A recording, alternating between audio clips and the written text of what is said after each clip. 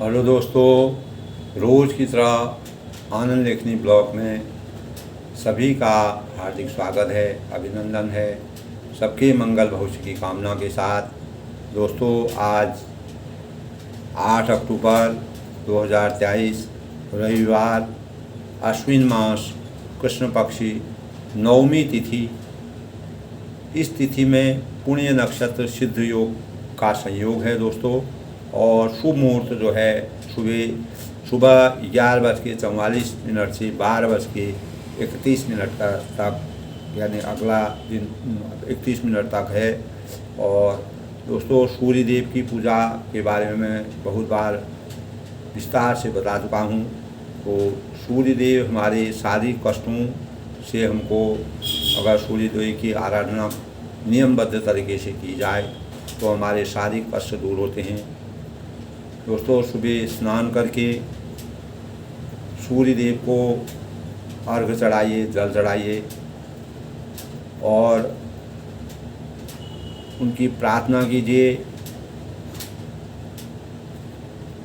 सुख और प्राप्ति के प्रतीक हैं दोस्तों, और 9 ग्रहों में सबके शांति के लिए सूर्य देव की पूजा, सूर्य स्वामी कहे जाते हैं सभी ग्रहों की।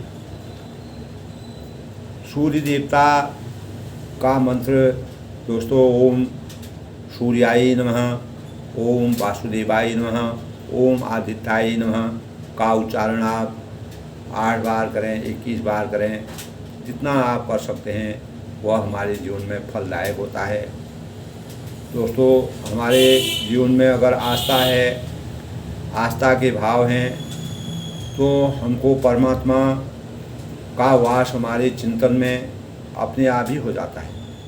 तो सूर्य देव जिस प्रकार इस संसार को प्रकाशित करते हैं, हर एक व्यक्ति विशेष की कल्पना रहती है, कामना रहती है कि भगवान सूर्य का जैसा प्रकाश मेरे जीवन में फैले, मैं प्रकाशवान रहूं, ऊर्जावान रहूं। तो सूर्य ऊर्जा और प्रकाश के प्रतीक हैं दोस्तों। इसीलिए सूर्यदेव की का व्रत करने से अनेकों प्रकार से हमको यश और कीर्ति प्राप्त होती है। और सूर्यदेव का को अर्घ्य चढ़ाने से दोस्तों, उनको जल यानी अर्घ्य चढ़ाने से उनकी महिमा और उन महिमा में प्रकाश पुंज का जो प्रभाव होता है उससे उनको शांति मिलती है। सूर्य यानी रविवार का दिन सूर्य भगवान को समर्पित है। और दोस्तों, रविवार के दिन मैंने पहले भी बताया था कि पश्चिम दिशा की यात्रा ना करें। अगर किसी को कारणवश ज़रूरी काम से करना हो तो आप सुबह जो है पान या दलिया है, पान है, या इस प्रकार की दलिया या पान है और घी को स्पर्श करके आप घर से जाएं। 5 कदम आप पीछे की तरफ जाके फिर आगे बढ़ें।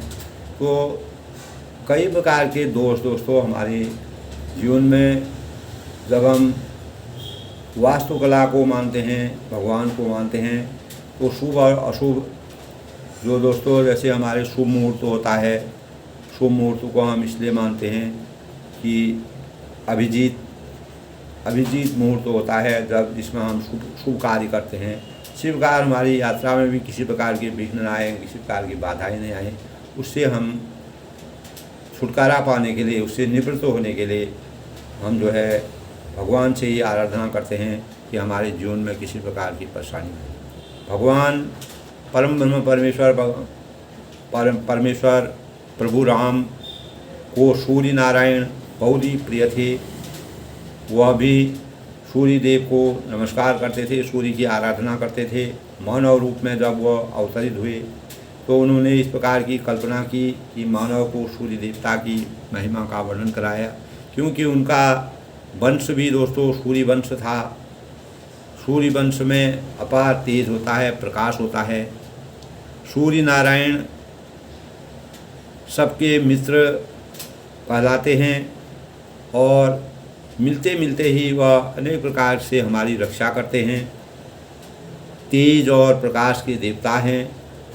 हमारे हिंदू संस्कृति के अनुसार दोस्तों 9 ग्रहों के शासक उनको कहा जाता है। सौर मंडल के 7 ग्रहों में के साथ साथ सूर्य और चंद्रमा भी एक ग्रह हैं जो उनके साथ चलते हैं। ब्रह्मा जी के पुत्र मनीची से कश्यप का जन्म हुआ दोस्तों। कश्यप से विश्वास के पुत्र वैवस्त्र मनु थे और विश्वान को ही सूर्य कहा जाता है। वही जो विश्वान के अवतारी हैं वही उन्हीं को सूर्य कहा जाता है। तो दोस्तों इस प्रकार से सूर्य वंश की रचना हुई और सूर्य वंश आगे बढ़ा और भगवान सूर्य पूरे पृथ्वी मंडल को, पूरे संसार को प्रकाशित करते हैं। आज वैज्ञानिक वहाँ तक जाने की अपेक्षा में जुटे हुए हैं। अनेक प्रकार के इस प्रकार के कर्तव्य कर रहे हैं जिससे कि हम सूर्य की छटा का, सूर्य की वास्तविकता का और सूर्य में किस प्रकार का आभा है उसका पूरा वृत्तांत बताते हैं। वैज्ञानिकों के अनुसार दोस्तों सूर्य में अनेक प्रकार के चमकीले धातु हैं जो आपस में दिन प्रतिदिन टकराते रहते हैं, जैसे बादल टकराते हैं। और उन्हीं के टकराव से इस प्रकार के चुंबकीय और प्रकाशवान पदार्थ हैं जो आपस में टकराते हैं। टकराने के बाद उसमें प्रकाश पैदा होता है और निरंतर वह टकराते हैं। अगर वह नहीं टकराएंगे तो हमारे पृथ्वी मंडल में जो है छाया आ जाएगी और यहाँ अंधेरा हो जाएगा। तो सूर्य जो है वह प्रकाश के द्योतक हैं।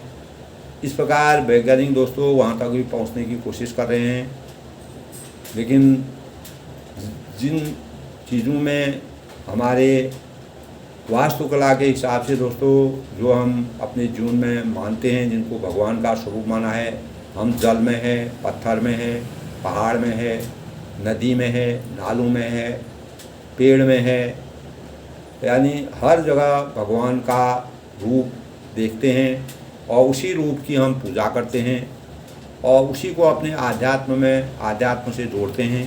उसी से हमारे जीवन में अनेक प्रकार के परिवर्तन होते हैं। जीवन में आनंद की प्राप्ति होती है, भगवत प्राप्ति होती है और भगवान कभी न कभी साक्षात रूप में हमको प्राप्त होते हैं। ऐसे ही लोगों ने दोस्तों अनेक प्रकार से भगवान के दर्शन की, सिद्धि प्राप्ति की, मानव कल्याण का हित किया। इसी प्रकार परम परमेश्वर भगवान रामचंद्र ने भी इस संसार में मानव जीवन के कल्याण के लिए अनेक जन उपयोगी कार्य किए और मनुष्य रूप में अवतरित होकर रामायण जैसे ग्रंथ के निर्माण कराने में इस प्रकार की भूमिका निभाई, जिससे कि आचार्य जो वाल्मीकि थे उन्होंने संस्कृत में अनेक भाषाओं में दोस्तों रामायण की रचना है। अनेक कवियों ने और अपनी अपनी भाषा में लिखा हुआ है, लेकिन पूरे भारतवर्ष में वाल्मीकि रामायण सबसे प्रसिद्ध माना गया है। उसी की तुलसीदास जी ने शाब्दिक अर्थ में जन जन के भावों तक उसको पहुंचाने के लिए रामचरितमानस का विवेचन किया है, उसको प्रसारित किया है। तो बालकांड के आज के अध्याय में, आज के प्रसंग में भगवान रामचंद्र ने शिव जी का धनुष तोड़ने के बाद जनक जी का संताप दूर हुआ, उनका जो प्रण था वो दूर हुआ और माँ सीता का स्वयंवर होना निश्चित था, क्योंकि उनका पिताजी का जो प्रण था वो पूरा हुआ और सीता मैया को रामचंद्र जी की भक्ति में लीन होना था।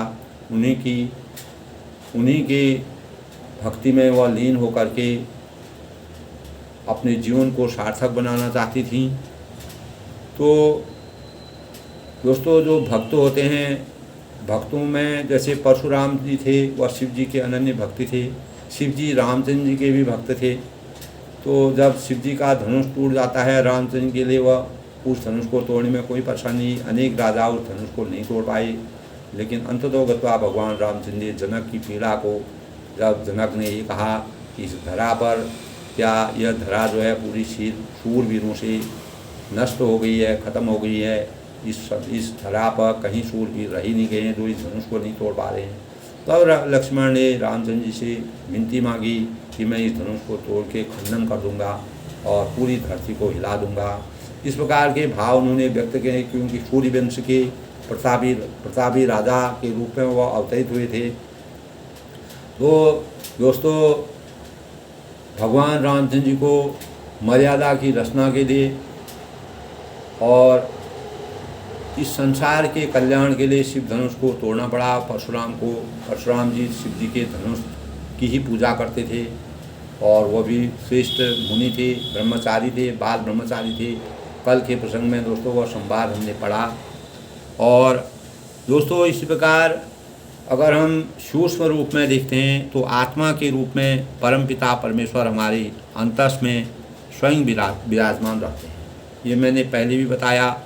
तो हमें तो जप तप और योग की अग्नि में स्वयं को तपाकर बीज से वृक्ष बनना है, यानी बीज से हमको वृक्ष का निर्माण करना है।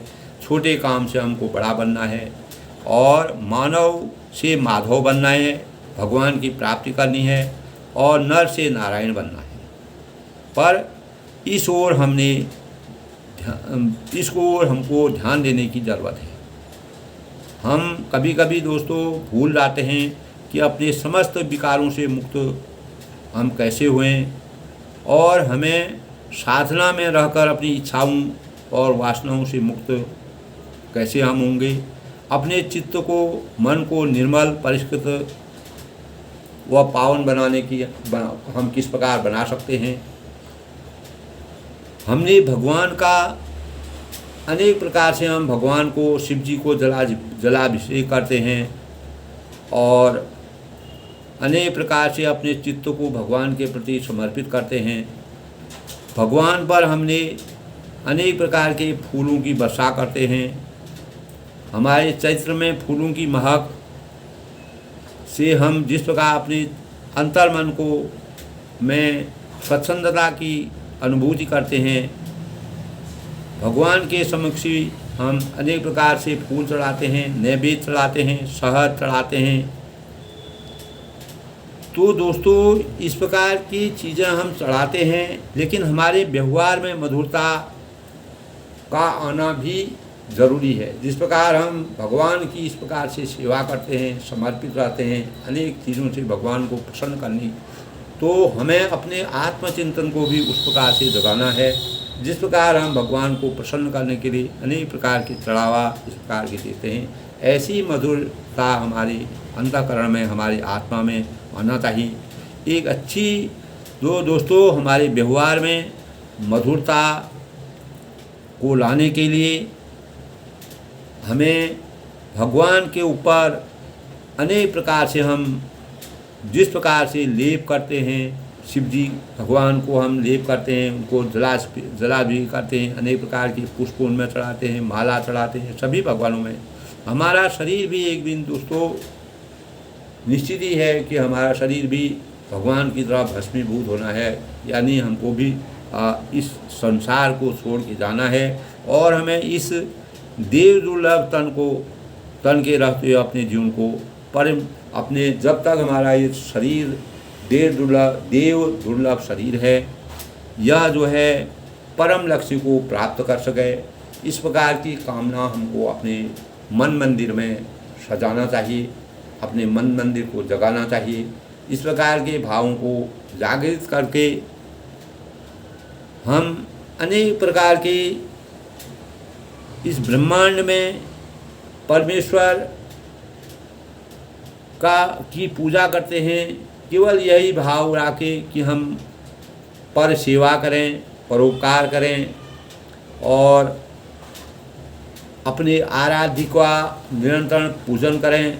भगवान को हम मंदिरों में जिस प्रकार से निहारते हैं, कहीं पर भी मंदिर पड़ता है हमारी आस्था जग जाती है। भगवान को क्या हम यानी हमारी जो दुख होता है, हमारी जो दर्द होते हैं, जो पीड़ा होती हैं, उसको हम भगवान के समर्प मन ही मन उच्चारण करते हैं। और भगवान को क्या सभी लोगों को भगवान के मंदिर में, भगवान के अंतःकरण में पूरा जन समुदाय एक समान होता है। तो दोस्तों, उस भगवान को क्या हम दीन दुखियों में, अपनों में, परायों में, जहाँ कहीं सर्वत्र निहार कर देखते हैं और अपनी आत्मा में शांति का आभास करने की प्रेरणा प्राप्त करने की ओर बढ़ते हैं। दोस्तों, भगवान की आराधना का सबसे बड़ा औचित्य यही है, किसी को भी हम परेशानी और दुख में देखें तो हमारा मन द्विध हो, पिघले और हमारे अंदर एक प्रकार की अंदर से सेवा भाव पैदा हों और हमारे हृदय में अनेक प्रकार की संवेदनाएं भगवान के समक्ष उत्पन्न होती हैं। इसीलिए हम भगवान की स्तुति, आरती करते हैं, स्तुति करते हैं, आध्यात्म को जगाने की कोशिश करते हैं, भगवान के दिव्य गुणों का गुणगान करते हैं। तो इन सब चीज़ों को दोस्तों हमको चरितार्थ रूप में अपने आचरण में उतारने का प्रयास करना चाहिए। भगवान का पूजन करके हम जितने पदार्थों को भगवान के लिए लगाते हैं, उन्हीं भावों से हम अपने मन को, अपने मन मंदिर को भी सजाने का प्रयास करेंगे। तो यही एक अच्छे साधक की साधना का सबसे बड़ा स्वरूप है। हम ईश्वर को सर्वव्यापी, न्यायकारी मानकर उसके अनुशासन को अपने जीवन में उतारने का प्रयास करें। ये सबसे बड़ा ज़रूरी है। साधना का अर्थ होता है दोस्तों याचना या कामना। साधना का अर्थ याचना या कामना नहीं है, वरन ईश्वरीय अनुशासन को जीना है, उस पर जीवन भर चलना है। और जिस प्रकार एक गुरु को सभी प्रकार से अनुशासित और शिष्य सबसे प्रिय होता है, उसी प्रकार भगवान शिव रामचरितमानस में कहते हैं कि सोई सेवक प्रियतम मम सोई, सोई सेवक प्रियतम मम सोई, मम अनुशासन माने जोई। यानी भगवान शिव कहते हैं कि यही हमारा सेवक है, वही हमारे लिए अधिक प्रिय है, जो हमारे द्वारा बताए गए रास्ते पर चलता है, हमारा अनुशासन मानता है। कि भगवान राम भी रामचरितमानस की मर्यादा भी यही कहती है, सोई सेवक प्रियतम मम सोई, मम अनुशासन माने जोई। यानी भगवान शिव कहते हैं कि वही हमारा सेवक है, वही हमारे लिए साधक अधिक प्रिय है, जो हमारे द्वारा बताए गए रास्ते पर चलता है। परम ब्रह्म परमेश्वर के मार्ग का हम निरंतर अनुसरण करते हैं, हमारा अनुशासन जागता है। और भगवान रामचंद्र जी और रामचरितमानस में भी यही कहा गया है दोस्तों।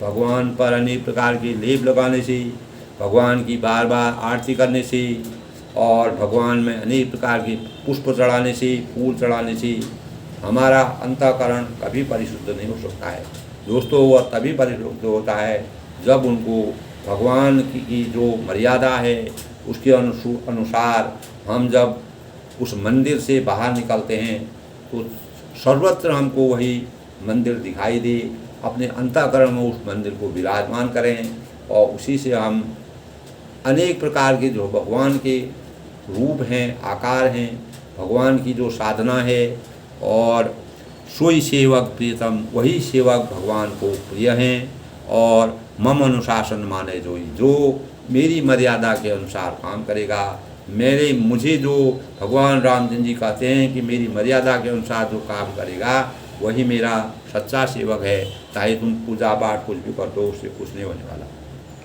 दोस्तों, इसी प्रकार का है निर्मल मन जन सो मोहि पावा, निर्मल मन जन सो मोहि पावा, मोहि कपट छल छिद्र न भावा। निर्मल मन जन सो मोहि पावा, मोहि कपट छल छिद्र न भावा। तब भगवान कहते हैं कि जिसका मन निर्मल हो वही मुझे प्रिय है, मुझे कपटी छली व्यक्ति प्रिय नहीं है।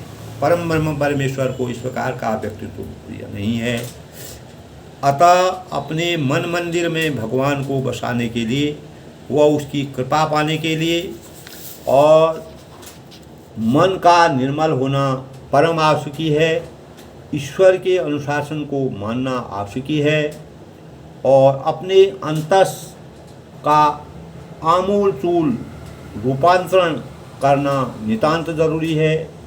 सच्चे मायने में साधनाओं का, पूजा पद्धतियों का सार यही है कि यदि हम ऐसा कर सकें तो हमारी साधना सचमुच ही फलदायक है।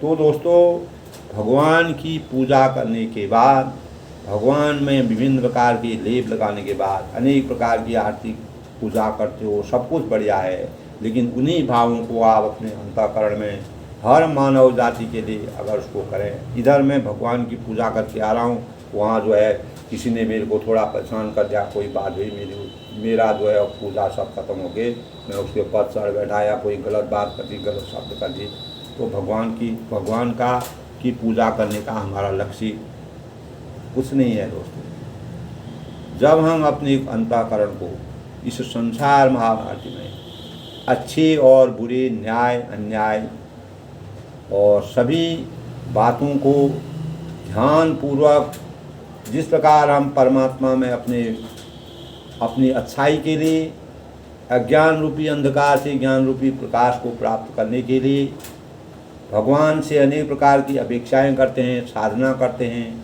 अपने जीवन को उज्जवल बनाने के लिए, उसी प्रकार दोस्तों भगवान ये कहते हैं कि जो मेरा सच्चा सेवक है, निर्मल मन जन सो मोहि पावा, जो जिसका मन हमेशा निर्मल हो। ये नहीं कि भगवान की पूजा करें उस समय तुम निर्मल हो रहे हो, उसके बाद तुम कटु हो गए, तो वह भगवान का सही सेवक नहीं है। मोह कपट छल छिद्र न भावा, तब वह कहते हैं किसी प्रकार का कपट है, मोह है, जो कपटी है, मोह, जिसको मोह है, कपट है, छल है, छिद्र है, जिसके मस्तिष्क में आता है। अभी मैं भगवान की पूजा करके गया और कल दूसरी जगह जाके मैं छल कपट कर रहा हूँ, अनेक प्रकार के लोगों को परेशान कर रहा हूँ और अनेक प्रकार के गलत ढंग से पैसा कमा रहा हूँ, क्योंकि मैं तो भगवान पूजा करके आया हूँ, मैंने सब कुछ प्राप्त कर लिया, भगवान का आशीर्वाद मुझे प्राप्त हो गया। ऐसा नहीं है दोस्तों। इसीलिए भगवान ने कहा है, इसीलिए अनेक लोगों ने कहा है कि निर्मल मन जन सो मोहि पावा, मोहि कपट छल छिद्र न भावा। मुझे इस प्रकार के लोगों से कोई मेरे पूरे जो मेरा भगवान का रूप है, उस रूप में आप कितना भी कुछ चढ़ाएं, कुछ भी करें, रात दिन वहाँ पर बैठे रहें, अगर आपके मन में किसी प्रकार का छल छिद्र है, किसी प्रकार के दूसरे के प्रति अनाचार अत्याचार के भाव आप रच रहे हैं, गलत कार्य कर रहे हैं और गलत कार्य करने से आप धन अर्जित कर रहे हैं और अपने अस्तित्व को जमा रहे हैं, अपने प्रभाव को जमा रहे हैं, मानव को पीड़ा दे रहे हैं, तो ये जो है भगवान की सोई सेवक प्रिय तम मम सोई, मम अनुशासन माने हो। निर्मल मन जन सो मोहि पावा, निर्मल मन जन सो मोहि पावा, मोहि कपट छल छिद्र न भावा। इस प्रकार के लोगों से, मुझे छल छिद्र के लोगों से अपार आप रात दिन सेवा में लगे रहें, पूजा करते रहें, अनेक प्रकार के लेप लगाएं, पूजा करें, माला चढ़ाएं, चंदन चढ़ाएं, कुछ भी करें, सब निरर्थक है दोस्तों। सार्थक तभी है जब सचमुच समस्त साधनाओं का, पूजा पद्धति का सार भी यही है दोस्तों। यदि हम ऐसा कर सकें तो हमारी साधना सचमुच ही फलदायक होगी। अंतस का यानी हमें अपने अंतस का आमूलचूल रूपांतरण करना आवश्यक ही है। जब तक हम अपना अंतर्मन का आमूलचूल परिवर्तन नहीं करेंगे और जनमानस में भगवान का रूप हमको नहीं दिखाई देगा और हर हमारे चिंतन में भगवान का रूप नहीं दिखाई देगा, भगवान की पूजा का जो प्रसाद हमको प्राप्त हुआ है वह अगर लोगों में नहीं दिखाई देगा तो हमारी पूजा सब निरर्थक है दोस्तों। कोई फल मिलने वाला नहीं है। फल तभी मिलेगा जब हम अंतस में आमूलचूल परिवर्तन करके और ईश्वर के अनुशासन को मानेंगे। ईश्वर ने जिस प्रकार से मर्यादा हमारे जीवन के लिए, सृष्टि के लिए बनाई है, उस मर्यादा का चिंतन करेंगे और उस मर्यादा के अनुरूप चलेंगे, तभी प्रकार भगवान रामचंद्र जी ने मर्यादा की रचना के लिए अनेक प्रकार के भावों को संकलित किया। तुलसीदास जी ने इस प्रकार के संकलन से, इस प्रकार के भावों से भगवान की वास्तविकता को मानव जीवन तक पहुंचाने के लिए, मानव जीवन को एक अच्छे जीवन यापन करने के लिए, और मानव जब तक रहता है अगर वह अपने इहलोक और परलोक को सुधारना चाहता है तो भगवान के अनुशासन के अनुसार हमको चलना पड़ेगा। अपने अंतस में आमूलचूल परिवर्तन करने को पड़ेंगे, तभी हमारी कोई भी पूजा है, कोई भी साधना है, हम कोई भी जन सामान्य में, समाज में अनेक प्रकार के जो कार्य होते हैं उसमें सफल होंगे। दोस्तों, आज के युग में मैंने देखा लोग रामायण करते हैं, कीर्तन करते हैं, भजन करते हैं, इतना बड़ा माइक लगा देते हैं, इतनी बड़ी आवाज़ें करते हैं कि वो सोचते हैं कि भगवान हमको प्राप्त हो गए। हमने सब हजारों आदमी उससे परेशान रहता है, इतनी बड़ी आवाज़ करते हैं कि चारों तरफ हल्ला गुल्ला, और उन शब्दों में, उन भावों में कोई भी उसको समझ नहीं पाता है। इस प्रकार से भगवान रामचंद्र जी का वर्णन करते हैं, एक सुरीले ढंग से, एक मीठे स्वभाव से। भगवान जो है भक्ति के, भगवान जो है साधना के अगर आप अंतःमन में साधना से भगवान को जपें, आप इस प्रकार के जोर शब्दों से और भयावह शब्दों में, जो कौवा और कोयल होता है, कौवे की वाणी और कोयल की वाणी में कितना अंतर होता है। इसी प्रकार भगवान हमें रामचरितमानस का भी अगर हम पाठ करते हैं दोस्तों, तो हमें बहुत ही शांत और स्वभाव से रामचरितमानस का गुणगान करना चाहिए, पाठ करना चाहिए। लोगों को ये मालूम नहीं है, लोग अनेक प्रकार की ध्वनि निकालते हैं, अनेक प्रकार के वो कहते हैं हम तो राम भक्ति में बिल्कुल लीन हो गए, और वहीं पर राम भक्ति करेंगे, वहीं पर अपना उल्टी सुल्टी चीज़ खा करके फेंक देते हैं या गंदगी फैलाते हैं। तो इस प्रकार से भगवान कहते हैं कि जब मेरे अनुशासन का तुम पूरा ध्यान नहीं रखते हो, मेरी मर्यादा का तुम ध्यान नहीं रखते हो, तुम 1000 रामायण करो, अखंड रामायण 10 बार करो, लेकिन फल मिलने वाला कुछ नहीं है, नहीं मिलेगा। भगवान के वास्तविक प्रसाद को हम नहीं पा सकते हैं, कोई भी हो, अगर हम उसका गलत ढंग से प्रयोग करते हैं। भगवान भक्ति के भूखे हैं दोस्तों, प्रेम के भूखे हैं। प्रेम तब जागता है जब हमारे अंदर मधुरता होती है, हम मधुर भावों से, सुरीले भावों से भगवान का गुणगान करें। ये आज के समाज के लिए नितांत जरूरी है। आज का समाज इस प्रकार से दूसरों को परेशान करता है और दूसरों के मन को दुखी करता है, अनेक लोग उससे परेशान होते हैं। यही चीज़ अगर यही भक्तिभाव हम अगर शांत और मधुर भावों से करें तो एक सुरीलापन आता है, सब लोग उसका आनंद लेते हैं। और क्या आप क्या कह रहे हो, क्या नहीं कर रहे हो, उसका क्या अर्थ है, अर्थ का अनर्थ करके इस प्रकार के भाव व्यक्त करते हैं। वो कहते हैं कि हम ही हैं भगवान के भक्त, लेकिन आप भगवान के अनुशासन से विरक्त हो रहे हो। अनुशासन आपने नहीं अपनाया, आप मर्यादा के अनुरूप नहीं चल रहे हो, आप मर्यादा के अगेंस्ट चल रहे हो, उसके विरुद्ध चल रहे हो। तो भगवान का आशीर्वाद, भगवान का भजन ऐसे नहीं मिलता है दोस्तों। तो इसी प्रकार आज के प्रकरण में परशुराम जी जो है वो भी भक्ति भाव में लीन थे। भगवान ने उनको अनेक तरह से समझाया और लक्ष्मण जी ने भी उनको समझाया, लेकिन वह ब्रह्मचारी थे, उनका खून गर्म था और साधना में लीन थे। दोस्तों, जो लोग साधना में लीन होते हैं वह परमात्मा को कभी आँच नहीं आने देते हैं। तब वह आग बबूला होकर के वहाँ पर जनक जब धनुष टूट गया, रामचंद्र जी धनुष को तोड़ा, अनेक लोगों के परिताप को, दुख को, कष्ट को खत्म करने के लिए, तब भगवान राम जी सूर समर करनी करहीं कहीं न नावहीं आ विद्यमान रन पाय को कायर करें। तब सूरवीर तो युद्ध में करनी सूरवीरता के कार्य करते हैं, कहकर अपने को नहीं जानते हैं, शत्रु को युद्ध में उपस्थित पाकर कायर ही अपने प्रताप की ढींग भाड़ा करते हैं। तो इस प्रकार के भाव जो है परशुराम जी से लक्ष्मण जी बोल देते हैं कि आप जो है ज़्यादा गुस्सा हो रहे हैं, तुम तो काल हाँक जन लावा, बार बार मोहि लाग बुलावा, सुनर लखन की वचन कठोरा, पर सुधार धर्म बल बुरा। तब लक्ष्मण और परशुराम जी का संवाद हो रहा है। तो संवाद में जब धनुष टूट जाता है तो लक्ष्मण रामचंद्र जी धीर बुद्धि के थे, वो अपना बैठे रहे। तो लक्ष्मण से उनका संवाद होता है, आप तो मानो काल, या तब वह परशुराम जी लक्ष्मण जी से कहते हैं कि आप तो मानो काल को हाँक लगाकर बार बार उसे मेरे लिए बुलाते हैं। लक्ष्मण जी ने कठोर वचन सुनते ही परशुराम जी को अपने भयानक फरसे से सुधाकर हाथ में ले लिया। तब वो अपना फरसा जो है उनका साधन था, उनका अस्त्र था, उसी अस्त्र का वो प्रयोग करते थे। उनको कहीं भी परेशानी होती तो लक्ष्मण जी को भी वह डरा रहे हैं, उनको मर्यादा की सब बातें मालूम हैं, लेकिन शिव जी के धनुष को तोड़ डाला जिसके वह साधक थे। अब जनि देव दोष मोहि गागू, कटुवादी बालुक जोरू, बाल बिलोग बहुर में बाँचा, अब यह मन निहार भाषा। और बोले अब लोग मुझे दोष न दें, कोई भी आदमी मुझे दोष नहीं देगा कि यह मडुआ बोलने वाला या यह कड़वा बोलने वाला, जो कड़वा बोल रहे हैं, इस प्रकार का कटुवाद कर रहे हैं, जो कड़वा बोलने वाला बालक मेरे मारे जाने के ही योग्य है, यानी ये मेरे से मारा जाएगा।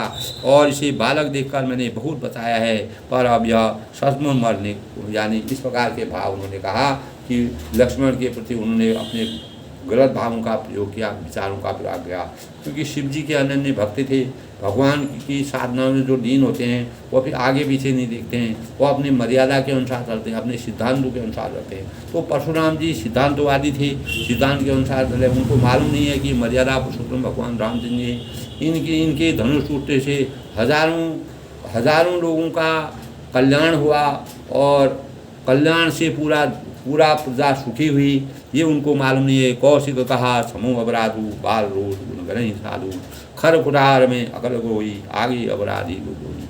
तब वह विश्वामित्र ने कहा कि अपराध क्षमा कीजिए, हे स्वामी मैं आपसे क्षमा मांगता हूँ, आप लक्ष्मण जी के अपराध को जो भी वो गलत बोल रहे हैं, अनुचित बोल जा रहे हैं, तो उसके लिए मैं क्षमा मांगता हूँ। तो बालकों के दोष और रोष को साधु लोग नहीं गिनते हैं, जो सज्जन लोग होते हैं। तभी मैंने कहा दोस्तों,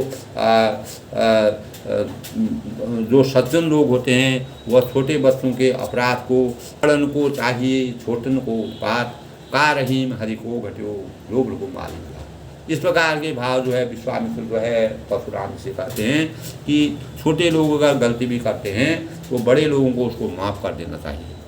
तो का रहीम हरि को घट्यो जो भृगु मारिदा, भृगु ने जो है हरि को लात मारी तो उनका क्या बिगड़ा, कुछ नहीं बिगड़ा, उनको सांसारिकता के बारे में पता चला।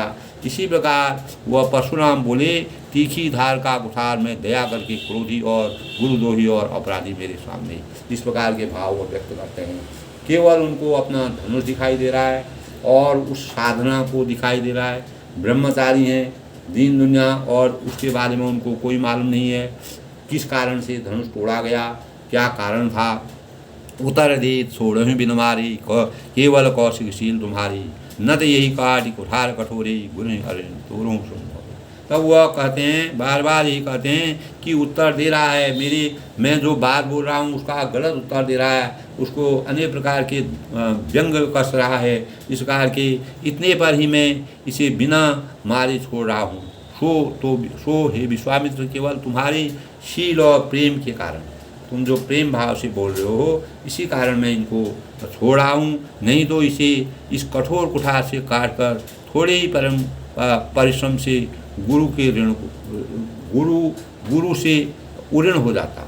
यानी जो गुरु ज्ञान उनको पढ़ाया था, गुरु का ज्ञान ऐसा होता है, जो परशुराम जी को गुरु के द्वारा ज्ञान गया था, तो अनेकों बार परशुराम जी ने, बहुत लंबा प्रकरण है दोस्तों, उन्होंने इस प्रकार के कार्य किए, अपनी माता को भी उन्होंने इस प्रकार से वो किया। तो अनेक प्रकार के भाव हैं। तो वह ज्ञानी थे, मुनि थे, ब्रह्मचारी थे। तो लक्ष्मण की बातें, लक्ष्मण जी की बातें उनको समझ में नहीं आ रही हैं, किस कारण से इस संसार की मर्यादा को आगे चलाने के लिए, सृष्टि की रचना को चलाने के लिए धनुष तोड़ा गया। तो लक्ष्मण जी थोड़ा छोटा होने के कारण रामचंद्र से छोटे थे। रामचंद्र जी धैर्य स्वभाव के थे, धीरता थी, और लक्ष्मण जी जो है शेषनाग के अवतार थे। गाधि सुनु कहा हृदय हसी, मुनि हरसहि सूझ, असमय खान न उखमयो अजौ न बूझ अबू। तब वह गाधि सुन, यानी विश्वामित्र के हृदय में, तब ये गाधि पुत्र थे, विश्वामित्र जो थे वह गाधि के पुत्र थे। तो विश्वामित्र जी ने हृदय में हंसकर कहा कि मुनि को हरा ही हरा सूझ रहा है। यानी ये जो मुनि हैं, इनको चारों तरफ हरियाली हरियाली दिख रही है, अर्थात सर्वत्र विजयी होने के कारण श्री राम जी लक्ष्मण भी साधारण क्षत्रिय ही समझ रहे हैं। इनको ये साधारण क्षत्रिय समझ रहे हैं। इनकी वास्तविकता का, इनके प्रताप का, इनके बाहुल्य का, इनकी मर्यादा का, इनकी विशालता का, और ये परम ब्रह्म परमेश्वर भगवान राम जी, ये उनको मालूम नहीं। किंतु यह लोमयी केवल फौलाद की बनी हुई खाण, यानी खाणा खड़ग हैं, और ऊख की रस की, यानी जो गन्ने का रस होता है, कि खाण नहीं है, जो मुंह से लेते ही गल जाए। खेद है मुनि अब भी बेसमझ बने हुए, इनके प्रभाव को नहीं समझ रहे हो। यानी ये परम ब्रह्म परमेश्वर भगवान रामचंद्र जी हैं, इस प्रकार से बात कर रहे हैं, इनकी क्या मर्यादा है, इनके प्रभाव को आप नहीं समझ पा रहे हैं, आप बिल्कुल अबूझ हो गए हो। आप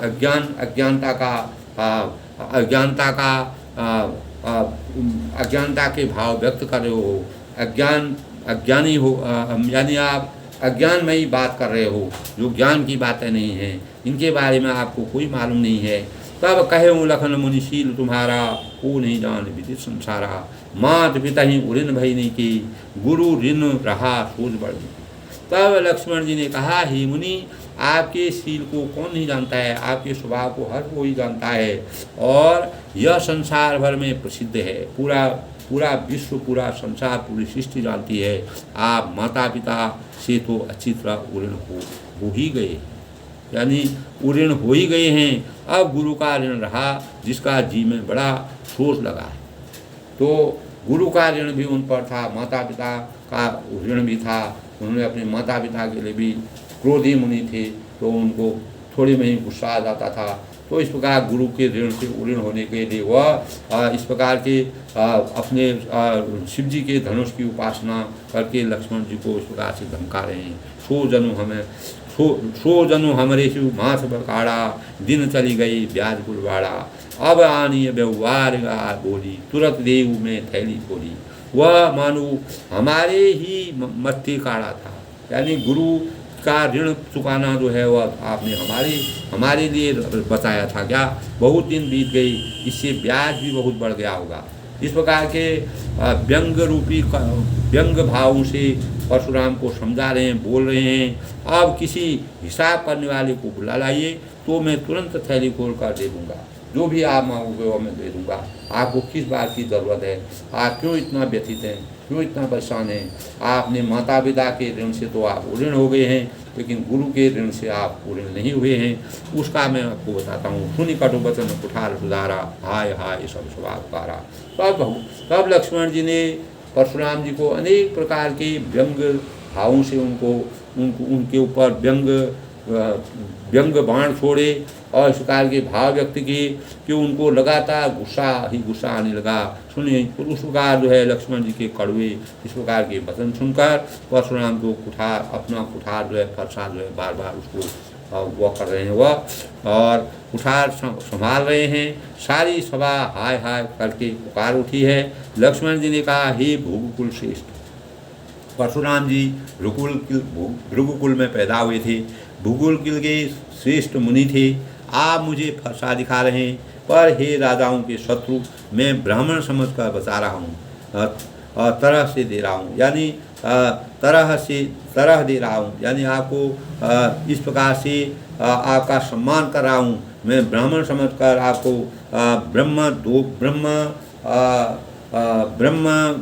ब्रह्म समझ करके मैं आपको छोड़ रहा हूँ।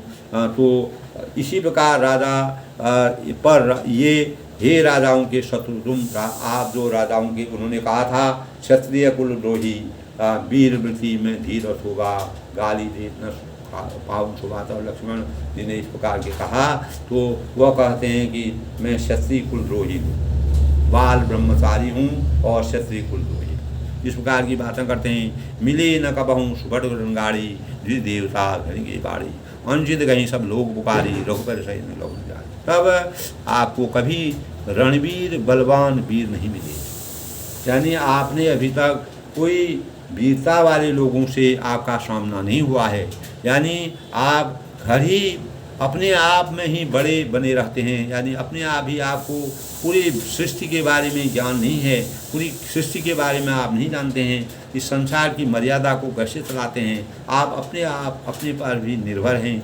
और यह सुनकर अनुचित है कहकर वह लोग पुकार उठे। तब श्री रघुनाथ के इशारे से लक्ष्मण जी को रोक दिया। तब इस प्रकार से उन्होंने लक्ष्मण जी को भगवान रामचंद्र जी जब बहुत ही मिले न कबहूँ सुबह घर गाड़ी, द्वि देवता रही के बाड़ी, अनुचित कहीं सब लोग पुकारे, रघुपति सही लखन निवारे। तब लक्ष्मण जी को बुला लिया। लक्ष्मण जी ने इस प्रकार की बातें कही तो वही कहा, बोलो वही है दोस्तों, जो थोड़ा छोटे होते हैं तो वह अनुचित बात कभी कभी कह देते हैं। इस प्रकार के मुनि का सम्मान किया, उन्होंने सब कुछ किया, मर्यादाओं के अनुसार कार्य किया, तो इसीलिए कहा गया है दोस्तों, यानी क्षमा बड़न को चाहिए, छोटन को उत्पाद, का रही हरि को घटे जो प्रभु मारिदा। तब भगवान रामचंद्र जी ने अपने भावों से लखन उतर आहुति सरि सौ भृगुबल को प्रशान बड़ा दीग जल संबचना बोली रघुबल। तब लक्ष्मण के उत्तर से जो आहुति के समान थे, यानी परशुराम जी ने क्रोध रूपी अग्नि को बढ़ने देखकर रघुकुल जब जैसे जैसे लक्ष्मण जी उनकी बातों का तर्क वितर्क हो रहा है और संवाद बढ़ते जा रहा है, बढ़ते कोई बात अगर इस प्रकार से कोई जोशीला भाव होता है वह बढ़ते बढ़ जाता है तो उससे जो है गलत संदेश जाता है, लोगों की भावनाओं में ठेस पहुंचती है। तब ऐसी बातों को सुनकर के परम ब्रह्म परमेश्वर भगवान रामचंद्र ने लक्ष्मण को रोक दिया और रघुकुल के श्रोष रामचंद्र जल के समान शांत करने वाले वचन बोले। तब उन्होंने भगवान रामचंद्र परशुराम सिंह से क्या बोला, तो सुजे नाथ करहूँ बालक पर सोहू, सूद दूध मुख करे न को, जो पे प्रभु प्रभाव बस जाना तो कि विराट कहता है।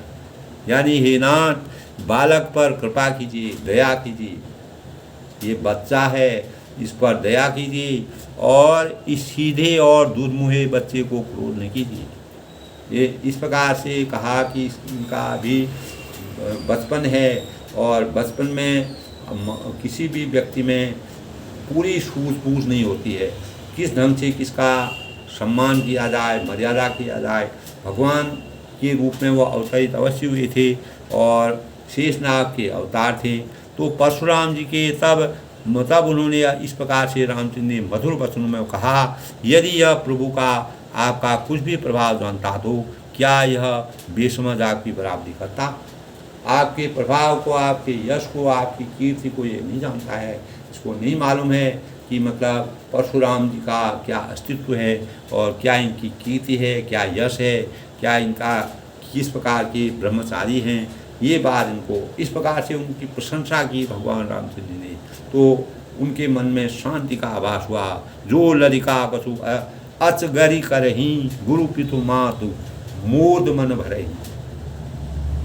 करही कृपा शिशु सेवक जानी, तुम समशील धीर मुनि ज्ञानी। यानी बालक यदि कुछ सफलता भी करते हैं, चंचलता करते हैं और तो गुरु हैं, पिता हैं, माता हैं और मन में आनंद से भर जाते हैं। यानी छोटे बच्चे जब छोटी छोटी बातें करते हैं, वो कभी इस प्रकार की बातें कर जाते हैं कि माता पिता उसका आनंद लेते हैं, उसका जब बचपन में जो है हर एक आदमी, इसी प्रकार भगवान रामचंद्र ने परशुराम जी को समझाया कि छोटन क्षमा बड़न को चाहिए, छोटन को उत्पाद का रही हरि को घटो जो घटना।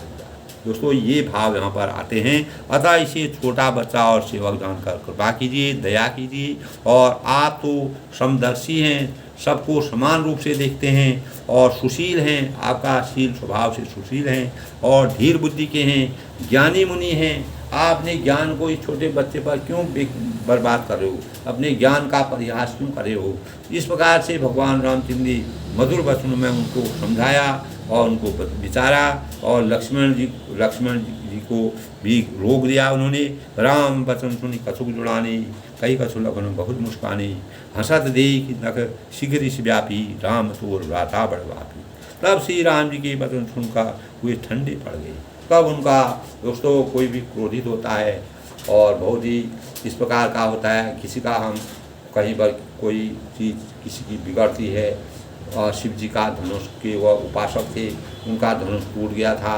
उनकी साधना भगवान के प्रति उनको भी अपार स्नेह था, भगवान की साधना में लीन थे, उनका धनुष टूटा। लेकिन परम ब्रह्म परमेश्वर भगवान रामचंद्र जी ने उनकी पूरी बातें सुनी, लक्ष्मण की पूरी बातें सुनी, दोनों तरफ का संवाद सुना। तो जो योगी ज्ञानी लोग होते हैं, जो परम ब्रह्म परमेश्वर होते हैं, जिनमें ज्ञान से भरे होते हैं, धीर बुद्धि के होते हैं और चारों तरफ की बातें सुनते हैं। और दोस्तों ये हमारी दैनिक जीवन में भी कार्य आने वाली चीज़ें हैं। तो बड़े बड़े बड़े सुशील और धीर बुद्धि से उन्होंने दोनों की बातें सुनी। श्री राम जी के वचन सुनकर हुए। तब परशुराम जी उनकी बातों से सुन के तब उनका क्रोध एकदम समाप्त हो गया। और इतने में लक्ष्मण जी कुछ कहकर फिर मुस्कुरा दिए। तब लक्ष्मण जी तो अब उस काल में मुस्कुराए। उनको हंसते देखकर परशुराम के नख से सिर तक सारे शरीर में क्रोध आ गया। तब वह फिर मुस्कुराए। तो रामचंद्र जी उनसे ऐसा कहा तो वह फिर मुस्कुराए और उनको फिर क्रोध आया। उन्होंने कहा, हे राम, तेरा भाई बड़ा पापी है।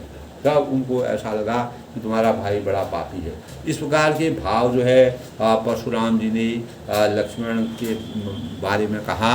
और क्योंकि भाषा बोलना तोलना हे तराजू तोल के तब मुँह बाहर, यानी बिना विचारे रो करे सो पासे पछताए, काम बिगाड़ो आप लोग जग में हो जाए।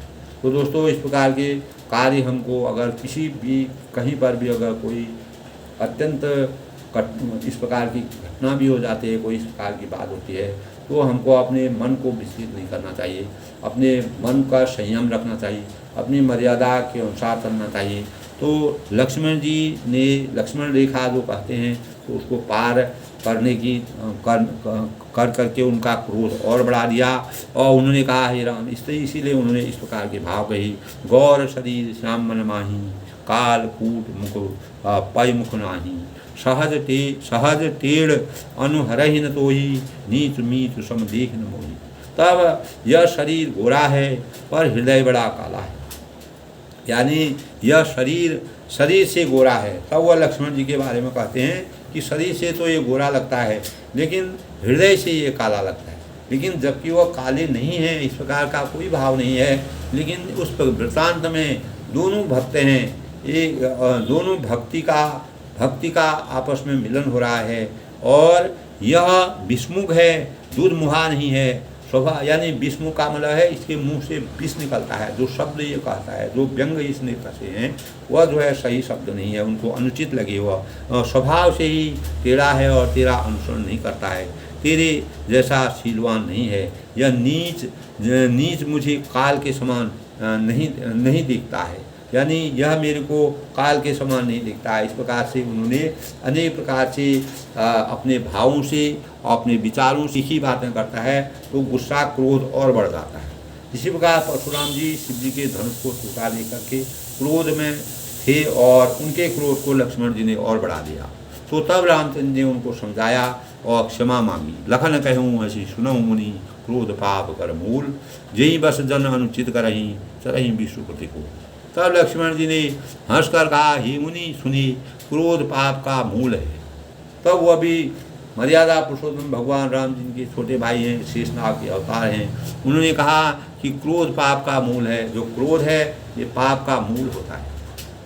उन्होंने उससे पापी कहा तो उन्होंने उसके उसी शब्दों में उनका उत्तर दिया कि क्रोध जो है वह पाप का मूल होता है। मैं पापी तो हूँ लेकिन मूल आप है।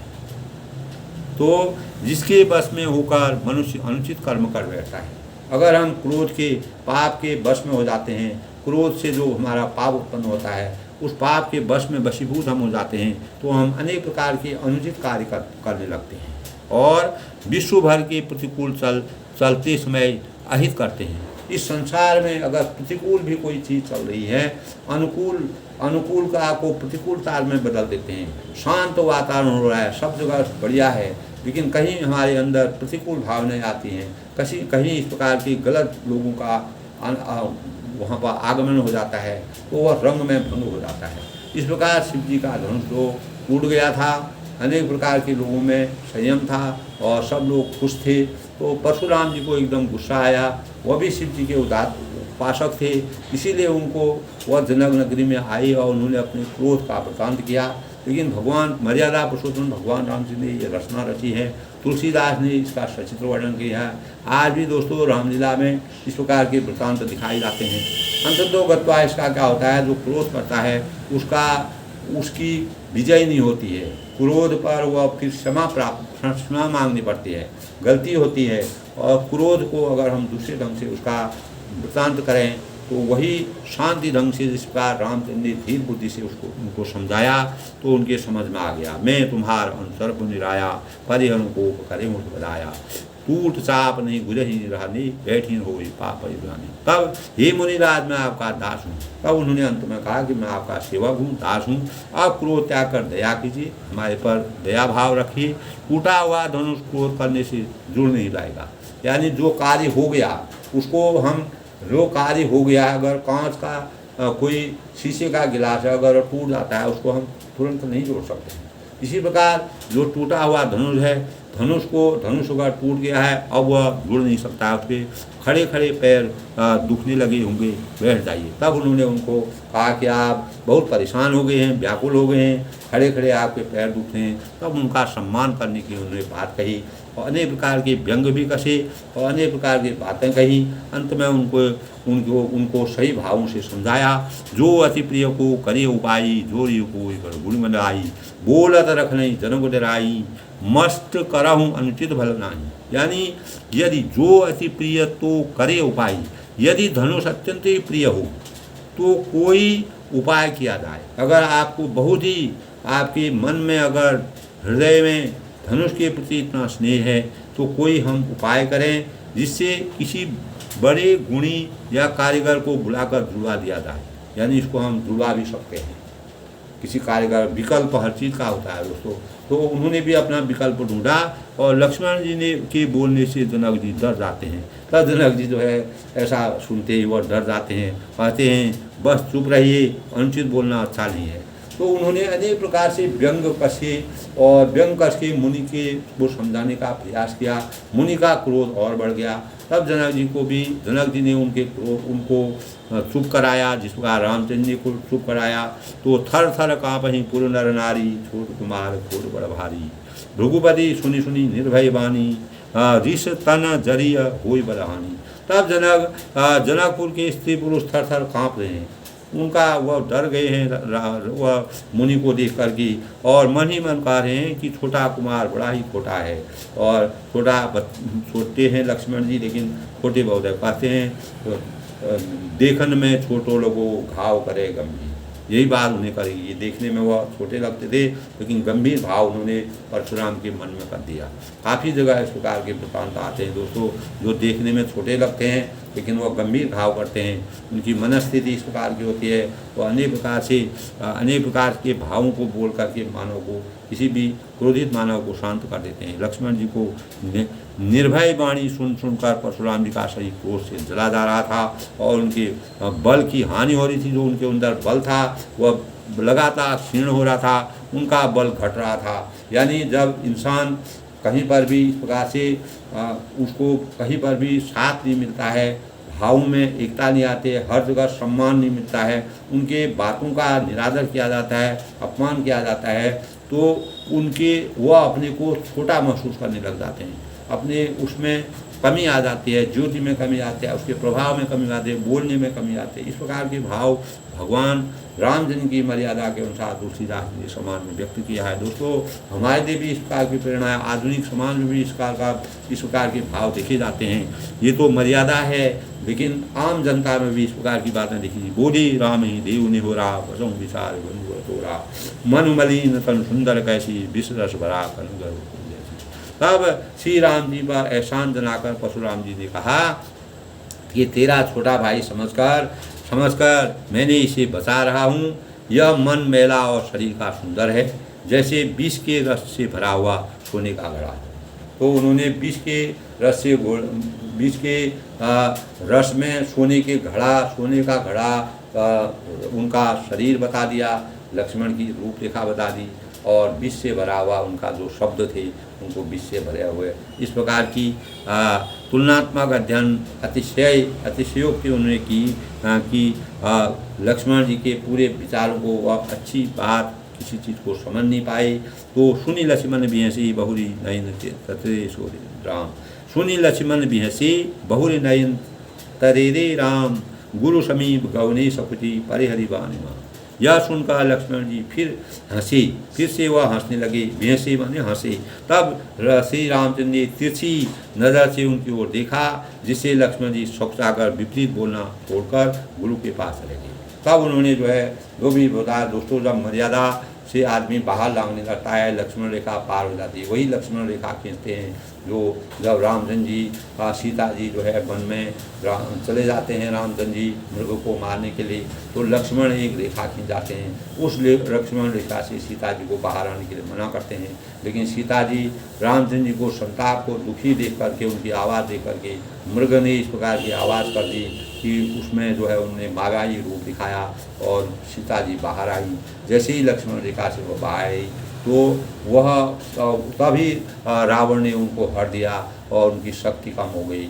और इसी प्रकार दोस्तों परशुराम भी लक्ष्मण रेखा यानी लक्ष्मण भी अपनी उस जो मर्यादा थी, मर्यादा से बाहर आई। रामचंद्र जी मर्यादा के अनुसार चलने के लिए उनको हमेशा तत्पर रखते थे, प्रेरित करते थे, प्रेरणा देते थे। तो उन्होंने उनको जो है अपनी तिरछी नज़र करके गुरु जी के पास, तभी उनको गुरु के शरण में जाना पड़ा। अति विनीत मृदु शीतलवाणी, बोली राम जोरी बुझवानी, सुनहु नाथ तुम सहजवाना, बालक बचन करिय नहीं काना। यानी श्री रामचंद्र जी ने दोनों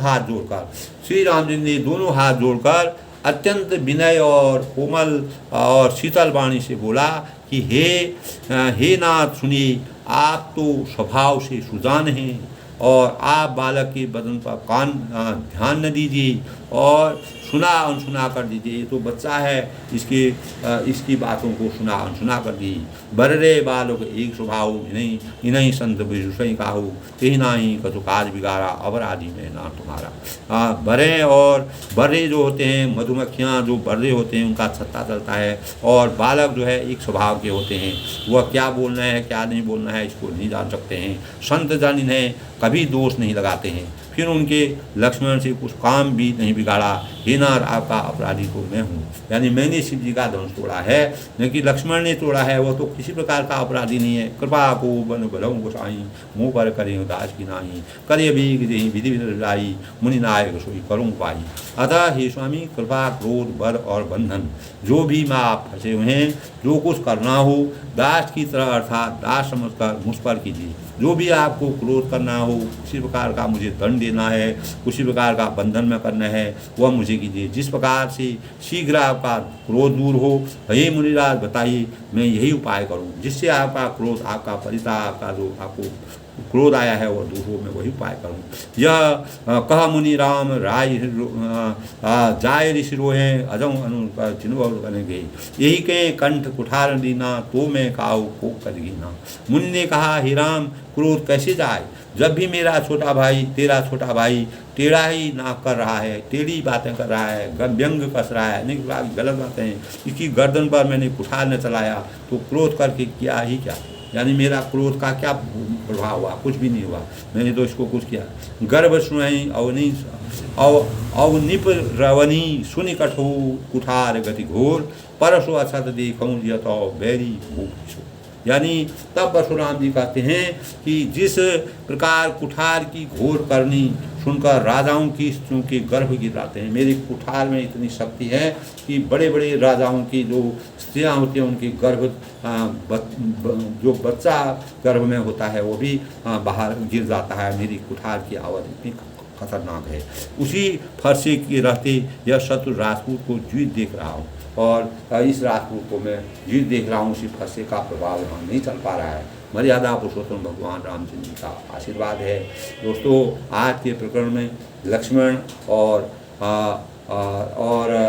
परशुराम की का संवाद जो है जारी है और संवाद जो है पर जब रामचंद्र जी को उतरना पड़ा, रामचंद्र ने अपने मधुर भावों से परशुराम जी को समझाया बुझाया और परशुराम भी भक्त थे और वह अपने इस प्रकार से दोस्तों आज की प्रसंग में मर्यादा पुरुषोत्तम भगवान रामचंद्र जी जो है वही भाव कहते हैं कि क्षमा बड़न को चाहिए छोटन को उत्पाद का रही हरि को घटो ढुकुमार। इस प्रकार के विचार आजकल के समाज में हमको चाहिए। यही प्रेरणा हमको आज के प्रसंग में मिलती है। इसी से हमको अपने जीवन को आदर्शमय बनाना चाहिए, अपने दैनिक जीवन को अच्छा बनाना चाहिए और इसी से हमारा जीवन अच्छा होगा। हम जब हमारे अंदर क्रोध और ये भाव जो हैं वह दूर होंगे, अपने बल का प्रयोग अपने क्रोध के बल से हम किसी को भी व्यंग इस प्रकार की बात और मुनि और दोनों के तर्क वितर्क में यही बातें निकलती हैं। सामंजस्य और दोनों के समर्पण भावों से हम किसी के मन को जीत सकते हैं।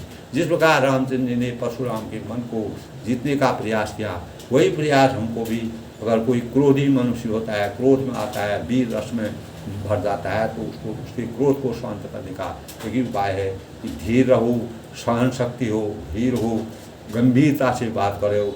यही हमारे जीवन का सबसे बड़ा आज के प्रसंग में दोस्तों बड़ों को मेरा नमस्कार, छोटों को मेरा आशीर्वाद, सबके मंगल भविष्य कामना के साथ। इसी प्रकार दोस्तों रामायण की मर्यादा को सुनते रहिए, इसका ध्यान लगाइए। जितना आप इसको सुनेंगे आपका मन अच्छा होगा, आपको अनेक प्रकार के कष्टों से निवारण होगा, आपके मन में बदलाव होगा और भगवान रामचंद्र के प्रति आपका अनन्य स्नेह होगा और कुछ न कुछ दोस्तों हर आदमी को प्राप्त होता है। और अधिक से अधिक लोग सुने और सुन करके दोस्तों अपने भावों को बदलिए, रामचंद्र की मर्यादा के अनुसार जीवन को सार्थक बनिए। सबके मंगल भविष्य की कामना के साथ आप आज के प्रसंग में दोस्तों सबका धन्यवाद।